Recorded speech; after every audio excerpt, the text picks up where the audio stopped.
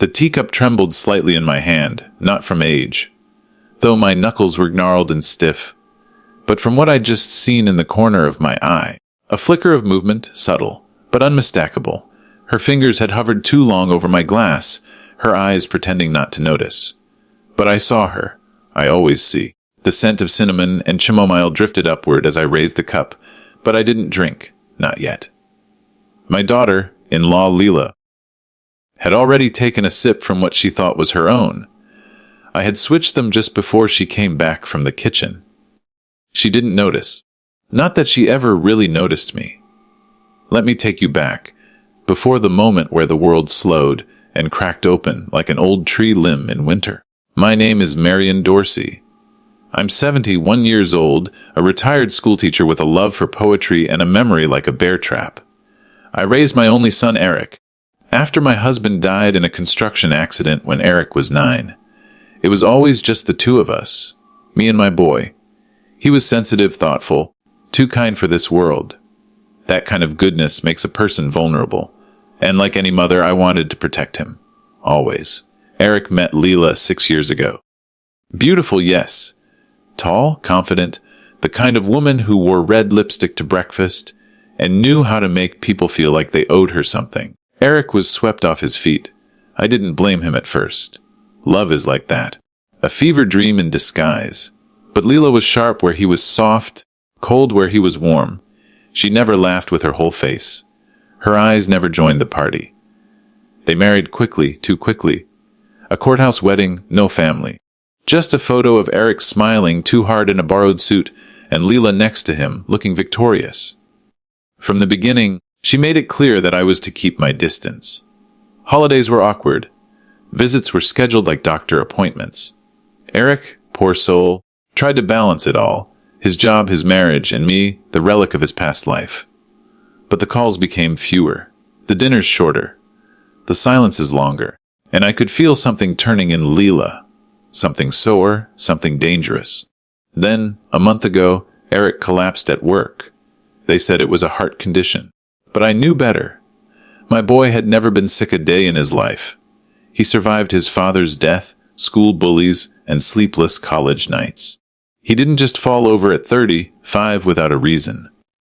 At the hospital, Leela wept dramatically, her makeup streaking down her cheeks like war paint. I sat quietly in the corner watching, listening.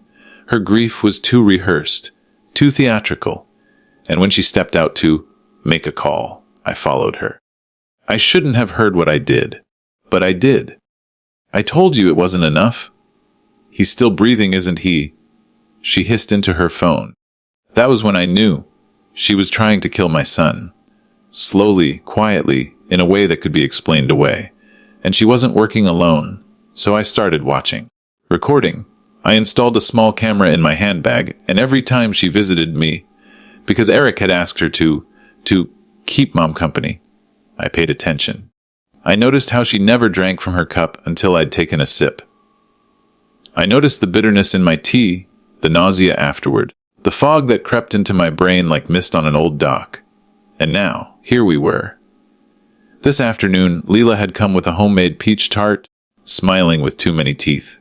She said she wanted us to start fresh, for Eric's sake. She poured the tea herself. But this time, I was ready. She left to answer a call, and I switched our glasses. Just like that. Quiet. Clean. She returned, laughing at something on her phone. Sorry about that, Marion. Teenagers at the center I volunteer at. They're a handful. She took a long sip. I watched her throat bob as she swallowed. She didn't notice that my hands weren't trembling anymore. We sat in silence for a while. She asked me questions she didn't care about. I answered with the kind of politeness you learn after years of dealing with 8th grade parents. Then she blinked. Slowly. And again. Is it hot in here? She mumbled. I tilted my head. Not particularly. Her pupils were starting to dilate. I leaned in. You should sit down, dear. You don't look well. She tried to laugh it off, but her body betrayed her. She sat heavily, hands gripping the arms of the chair. Maybe I should lie down. Just for a minute. I stood slowly, walked to the cabinet, and pulled out the small audio recorder I'd been using. I pressed play. Her voice filled the room. "I told you it wasn't enough. He's still breathing, isn't he?" She froze. Her mouth moved, but no words came. "Don't worry," I said softly. "It wasn't poison. Not this time, just a mild sedative. You'll sleep for a while. And when you wake up, you'll find that the police have heard everything." But it wasn't over yet, because people like Leela don't work alone. There was someone else. The person on the other end of that call. I had to find out who, so I played my part. Leela, groggy and confused when the police arrived, was taken in quietly. She denied everything, of course.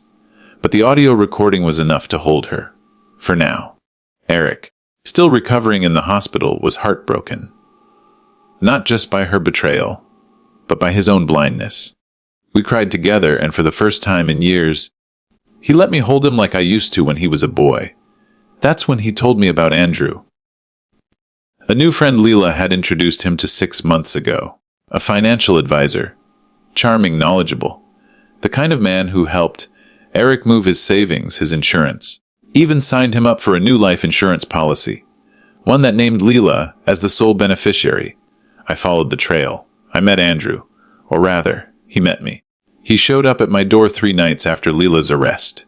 Smooth, expensive suit. Smelled like pine and steel. Said he wanted to clear up a few misunderstandings.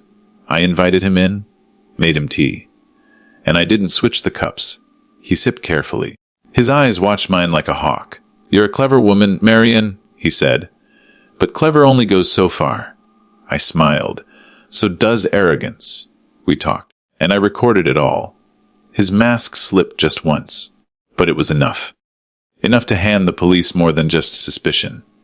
Enough to bring them both down. In the end, Eric was free. Shaken but free. The house grew quiet again. Too quiet. But I didn't mind. I took long walks in the garden, where the asters bloomed like soft stars. I returned to writing. Old poetry, forgotten memories, letters never sent. One afternoon, Eric came over with a small box. Inside was a locket. His baby picture on one side. Mine on the other. "I should have listened to you," he whispered. I held his hand. "You weren't meant to see what I saw. You were meant to believe in love. That was always your gift."